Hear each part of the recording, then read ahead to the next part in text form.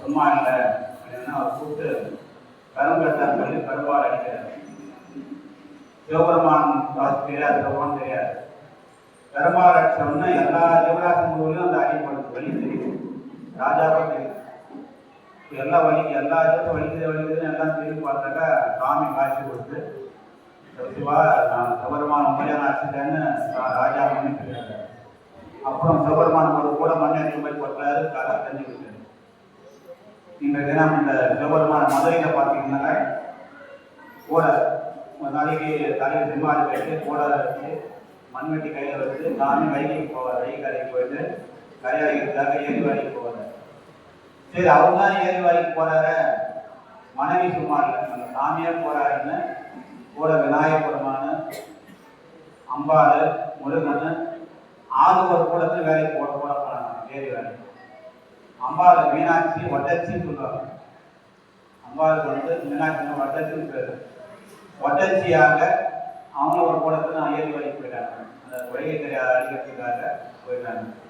இந்த தினம் அந்த பிட்டுக்கு மண் சுமந்த சிவபெருமான் பிட்டுக்காக மண் சுமந்த சிவபெருமான் மதுரையில் அந்த படலம் 63 நாயன்மார்கள் என்ற காட்சி. மயிலாப்பூர் கபாலீஸ்வரர் மாதிரி பார்த்தீங்கன்னா இன்னைக்கு கால வைக்காத இருக்காது. 6 கட்டப்பை எடுத்துமோ புது பிரசாதம், சாக்லேட்டு, பிஸ்கெட்டு, ஐஸ்கிரீம் எல்லாம் வாங்கி என்ன பண்ணாங்க, கட்டப்பையில போட்டு அது எல்லாம் மூலிகை எல்லாம் பஞ்சாமத்தை வாங்கி போட்டு எடுத்துன்னு வருவாங்க. மயிலாப்பூர்ல இன்னைக்கு அந்த அளவுக்கு நிறைய ஜனங்க.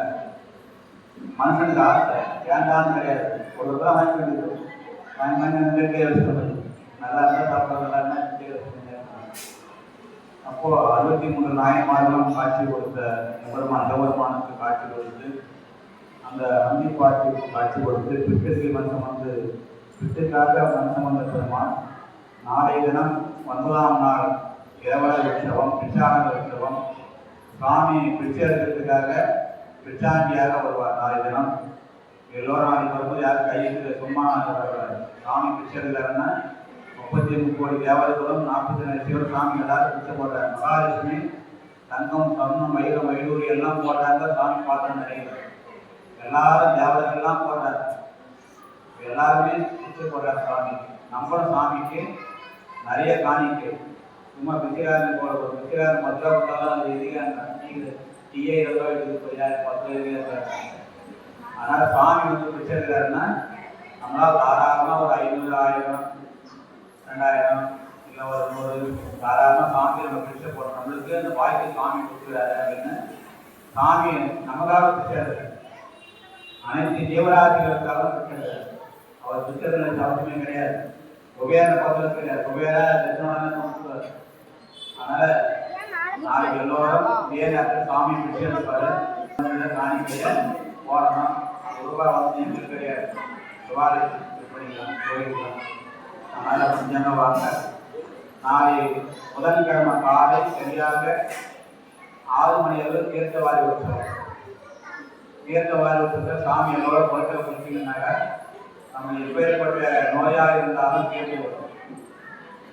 தீர்த்தம் சாமிக்கு அக்னி தீர்த்தம்.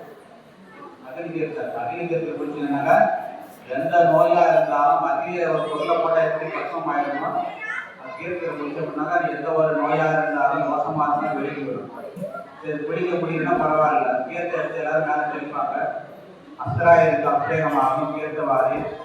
அதை தொடர்ந்து சரியாக 7 மணிக்கு மேல் சாமிக்கு கலசாபிஷேகம். 10 நாட்கள் யாரும் செய்த கலசங்கள்லாம் கலசாபிஷேகம். சாமிக்கு அலங்காரம்.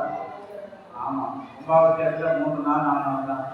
யாகசால 10 நாட்கள் 2 வேளையும் யாகம் செய்து அந்த உருவேற்றப்பட்ட அந்த கலசாபிஷேகம். அந்த கலச தேங்காய் வைத்து வாங்கி பண்ணினாக்கா குழந்தை பேரில் முக்கியமாக குழந்தை பேர் உண்டாரு, திருமணம் கூடி வரும். அதனால் முடிஞ்சவங்க போன வருஷம் கரூரில் திருமணம் தேங்காய் யாகம் பண்ணேன். 10,000 ரூபா போட்டி போடுங்க. அதே போது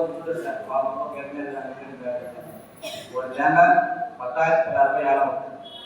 தேங்காய் வாங்கிட்டு போனாங்க. உடனே 3 மாதத்துல அனுப்பிடுவாரு. இப்போ போன ஆடி கொடுத்த அன்னைக்கு சீமந்தம் கோயிலே பண்ணாங்க. கோயிலை கொண்டாங்க.